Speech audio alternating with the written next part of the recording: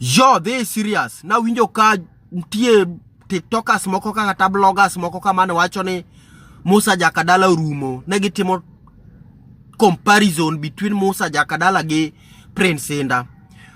Bwana adwa nyisou ni kada mention nyingu. Ada nyisou ni type mathumbe gi majogi goyo, type mar thum majogi goyo pogore.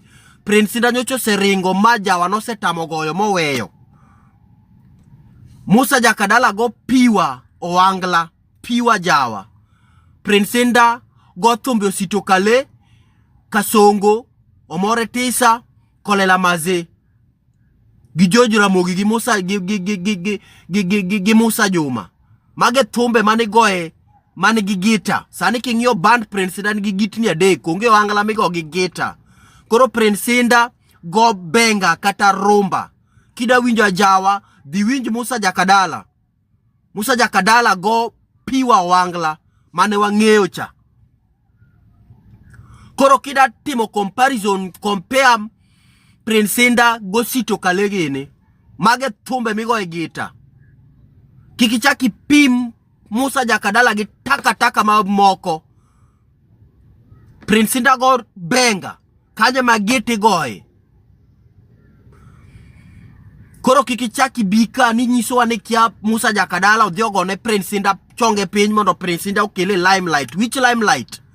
Musa Jakadala ong'ere kendo go angla maji ne winjo. Prince Indah go benga rumba migo e gita. Koro kidwa timo comparison, compare Prince Indah go sito kalego more gini gima danje gini gi John Junior gini. Mage type of thumbe migo e gita. Kidwa pimo Musa Jakadala gi jo thumbe wetene, pime gi jo thumbe mago piwa wangla kumok go e gita. Koro kapo kibiro ka bed gi understanding mar music. Kata mana R&B ok go e gita, hip hop ok go e gita, reggae gi soul go e gita. Unge chieng mibiro compare R&B gi reggae, they are different. Unge chieng mibiro pime wangla gi benga ma Prince Indah gogo. Koro kapo kibiro ka wuoyo, bed gi knowledge mar music. Sekoni maber ni Musa Jakadala go piwa jawa, piwa wangla, not PR migo e gita, not benga. Beduru jok mong'eyo gik magi wacho kuloso content. Yo, they serious. Now winjo ka mtie tiktokers moko kata bloggers moko kamane wacho ni Musa Jakadala rumo. Negitimo comparison between Musa Jakadala gi Prince Indah. Bwana adwa nyisou ni kada mention nyingu. Ada nyisou ni type mathumbe gi majogi goyo, type mar thum majogi goyo pogore. Prince Indah nyocho seringo majawa no setamo goyo moweyo.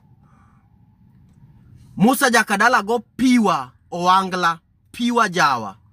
Prince Indah go thumbe osito kale, kasongo, omore tisa, kolela maze.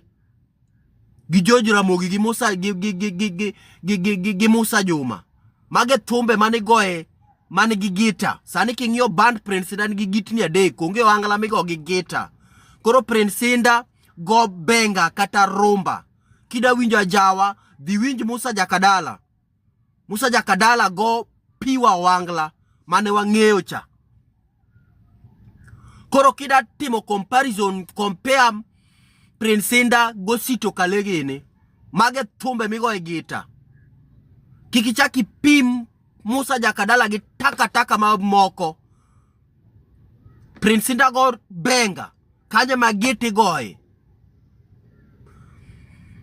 Koro kikichaki bika ni nyiso ane kia Musa Jakadala odhiogo ne Prince Indah chonge piny mondo Prince Indah okele limelight. Which limelight? Musa Jakadala ong'ere kendo go angla maji ne winjo. Prince Indah go benga rumba migo e gita. Koro kidwa timo comparison, compare Prince Indah go sito kalego more gini gima danje gini gi John Junior gini. Mage type of thumbe migo e gita. Kidwa pimo Musa Jakadala gi jothumbe wetene pime gi jothumbe mago piwa wangla kumok goye gita. Koro kapok ibiro ka, bed gi understanding mar music. Kata mana R&B ok goye gita, hip hop ok goye gita, reggae gi soul goye gita. Unge chieng mibiro compare R&B gi reggae, they are different. Unge chieng mibiro pime wangla gi benga ma Prince Indah gogo. Koro kapok ibiro ka wuoyo, bed gi knowledge mar music.